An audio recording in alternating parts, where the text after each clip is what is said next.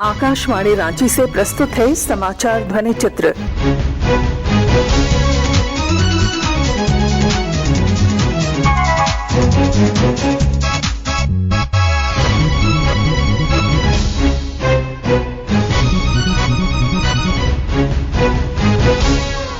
इस अंक में भारत को G20 की अध्यक्षता और आजादी का अमृत महोत्सव। पीआईबी और केंद्रीय संचार ब्यूरो द्वारा भारत को G20 की अध्यक्षता मिलने पर भारतीय स्टेट बैंक डोरंडा शाखा में सिग्नेचर कैंपेन चलाया गया। कार्यक्रम में पीआईबी सीबीसी के अपर महानिदेशक अखिल कुमार मिश्र और अतिथि मुख्य आयकर आयुक्त डॉक्टर अमरवीर सिंह ने हिस्सा लिया।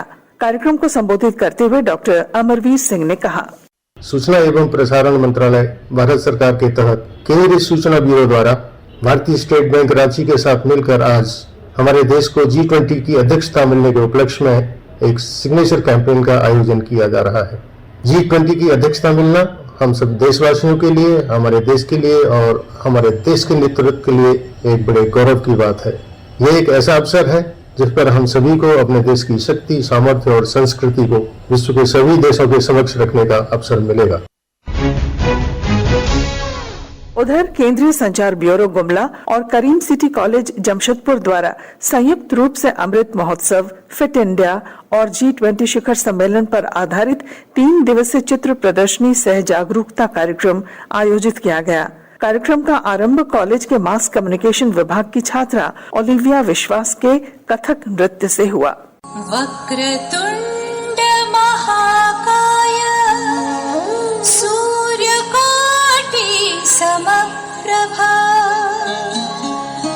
निर्विघ्नं कुरु मे देव सर्वकार्येषु सर्वदा।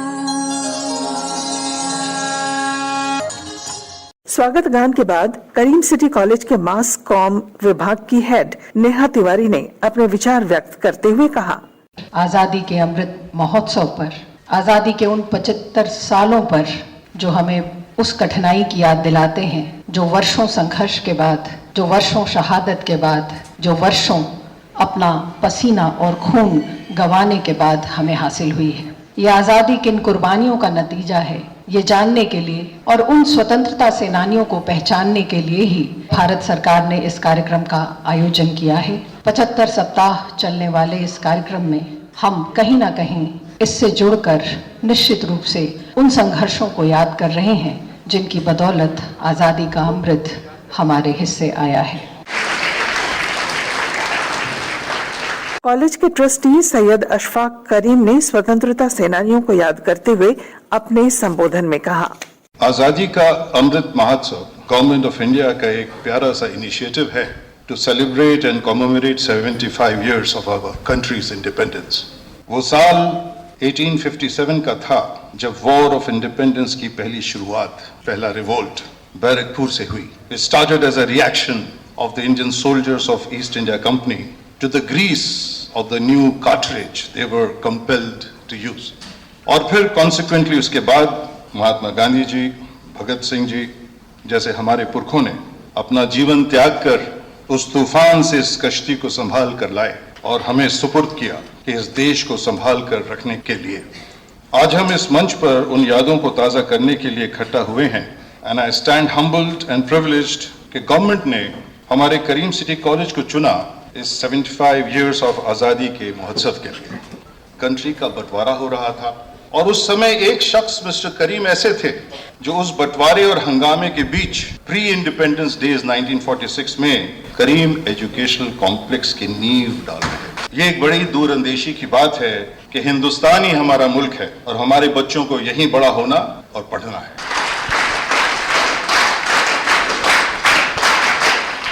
पीआईबी रांची के अपर महानिदेशक अखिल मिश्रा ने चित्र प्रदर्शनी और इसके महत्व के बारे में जानकारी दी। As I understand this 3-day exhibition and photo exhibition based upon the theme of Azadi Ka Amrit Mahotsav, AKAM being the primary theme. My department, that is Central Bureau of Communication and Press Information Bureau, were constantly engaged in various parts of the country to disseminate information pertaining to Government of India, the achievements of Government of India, the experiences of the Government of India and the intention of government to integrate the current generation with the past happenings. That has been the primary motivation behind having AKAM functions all over the country, because Azadi Ka Amrit Mahotsav not only it depicts the past events in a chronological order, but it also depicts the role of unsung heroes, those people, those freedom fighters who sacrificed their lives long ago from various parts of the country. Some people are known, some people are not known to the public. So basically with that intention, Government of India wants that the current generation, particularly school students, college students, they should be acquainted with the photos, these figures, their statements, their lifestyle. Because whatever freedom we are enjoying today, probably many decades ago, some persons, they sacrificed their own freedom to see that the future generation enjoy certain kind of freedom. It may be a photographic opportunity, but at least we have something to offer to the current generation, that they can take a selfie with a freedom fighter, they can take a selfie with the Azadi Ka Amrit Mahotsav and post in Facebook also, talk to their friends, so that our history is rewritten, our history is preserved, and our national spirit is again reawakened. कार्यक्रम को संबोधित करते हुए द्रोणाचार्य पूर्णिमा महतो ने कहा, सबसे पहले thank you very much इस आज़ादी के अमृत महोत्सव में मुझे इनवाइट करने के लिए, एंड मुझे बहुत अच्छा लगा। और ये एक बहुत अच्छी मतलब पड़ाव है कि हम लोग जो आज़ादी मिले हैं, अभी जो इतना रिलैक्स ज़िंदगी जी रहे हैं, उन लोग कितने संघर्ष करके हम लोग को इस जगह में पहुंचाए, ये जानना बहुत ज़रूरी है। और हमारे कल्चर जो हम लोग भूलते जा रहे हैं, उसे हमें याद करके रखना चाहिए। और इन सभी लोगों को तो सबसे पहले सत प्रणाम कि उन लोगों की वजह से आज हम लोग आज़ादी के ये महोत्सव मना रहे हैं 75 इयर्स के। कार्यक्रम में ओलंपियन हरभजन सिंह ने अपने विचार व्यक्त किए। जब उनके नाम लिए जा रहे थे और जब उनको सामने लाया जा रहा था एक वेशभूषा में, और उनके जो बलिदान की जो गाथा सुनाई जा रही थी, तो मेरे आंखों से आंसू निकले जो अभी तक नहीं सूखे हैं।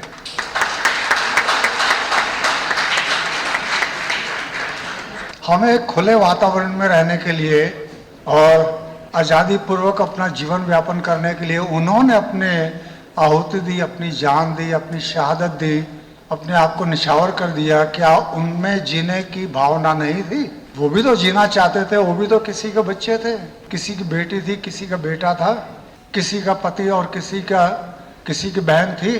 लेकिन उन्होंने निश्चय किया था कि हम किसी भी तरह अपने मुल्क को, अपने देश को, अपने देशवासियों को एक खुले वातावरण में जीने का एक माहौल बनाएंगे, चाहे उसके लिए हमें कुछ भी करना पड़े। और उन्होंने किया, और आज हम एक स्वतंत्र भारत में रह रहे हैं और हम अपनी दिनचर्या को जी रहे हैं। फिट इंडिया, नया भारत एक नई ऊंचाइयों की तरफ बढ़ रहा है। ओलंपिक्स में हम मेडल ला रहे हैं। फिट इंडिया की जो बात करते हैं, जरूरी है कि हम इस विषय में सोचें। पूर्वी सिंहभूम जिले के कानून व्यवस्था के प्रभारी नंद किशोर लाल ने भी सभा को संबोधित किया। खुशी हम लोग कह रहे हैं कि एक याद करें आजादी का अमृत महोत्सव। आजादी में कितने लोगों ने कुर्बानी दिया, और कुर्बानी देने के बाद आज हम लोग एक स्वतंत्र भारत में जी रहे हैं, अपने आधार से जी रहे हैं, अपने तरीके से रह रहे हैं। ये चीज जो आज से 75 वर्ष पूर्व ऐसी स्थिति नहीं थी। कितने लोगों ने कितनी यातनाएं सही। अभी कुछ लोगों को दिखा रहे थे, यहाँ के स्टूडेंट जो प्रोग्राम्स दिखा रहे थे, उन प्रोग्राम्स में एक झलक आ रही थी और एक जोश भी आ रहा था। उस समय लोग कितने तटस्थ थे और कितनी उन लोगों पे एक जील था, उत्साह था देश को आजाद करने में। इसलिए आज भी इन सब चीजों की यादगार कराना, आजादी का अमृत महोत्सव मनाना, ये निश्चय ही हम लोग पुराने दिन को याद करते हैं। और देश की जो एक सार्वभौमिकता है और देश में जिस चीज के लिए आवश्यकता है, आज भी सजग रहने की आवश्यकता होती है।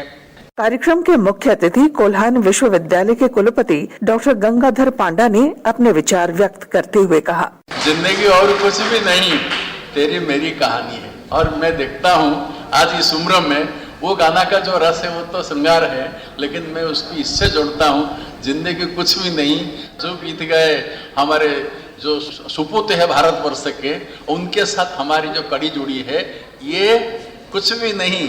तुम्हारी मतलब भारत माता और हमारी मतलब हम सबकी कहानी है। ये 75 साल की कहानी जो है वही है जिंदगी और कुछ भी नहीं।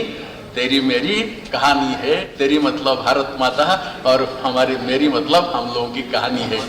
आर्थिक भाषा में, अर्थनीतिक भाषा में, कॉमर्स की भाषा में आज अब भी हम डेवलपिंग कंट्री है, हम अभी डेवलप्ड कंट्री नहीं हुए हैं। और ये आगे हर साल हमारी कोशिश रहनी चाहिए कि हम लोग जो है डेवलप्ड कंट्री बन जाए।